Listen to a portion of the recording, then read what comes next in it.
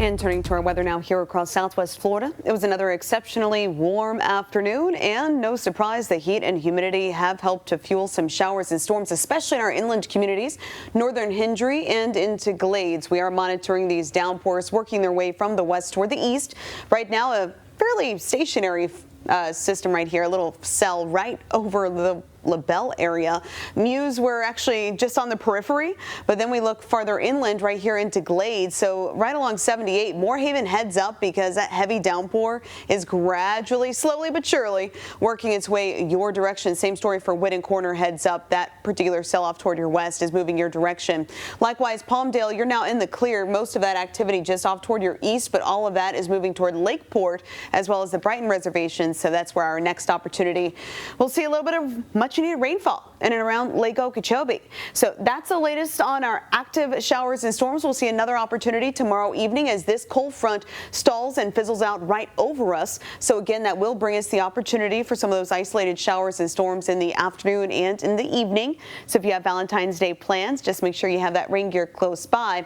But this front not bringing us any changes. Again, it's going to be fizzling out right over us. So when could we potentially see a respite from these exceptionally toasty temperatures? Well, that's going to come with Sunday's cold front. Right now, an area of low pressure that hasn't really fully developed yet, hasn't gotten a lot of momentum, just hanging out just north of Albuquerque in northern New Mexico. Eventually, though, that's going to be the one that brings us a little bit of a cool down early next week. Let's take you live now. Head down to the beach. Beautiful shot here from the Hilton Marco Island Beach Resort and Spa overlooking the lovely Gulf.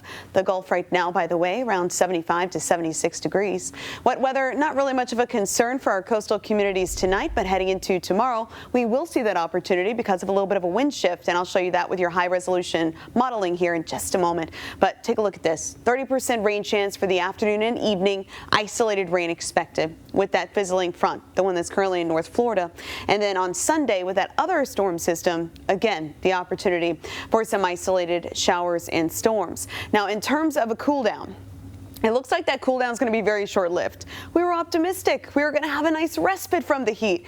Doesn't really look like that's going to be the case. I think it's going to be a one-day event. So Monday, we'll drop back to 78, where we should be for this time of year. Then we're right back in the low to mid-80s. Then we'll see another front come through on Wednesday, and behind that front, another cool down next week. So next week is definitely going to be a roller coaster. We're going to have several different fronts that we're going to be tracking. But as for tonight into tomorrow morning with all of the heat and humidity ahead of that storm system, we will wake up to widespread fog, so heads up there could be some impacts on that morning drive.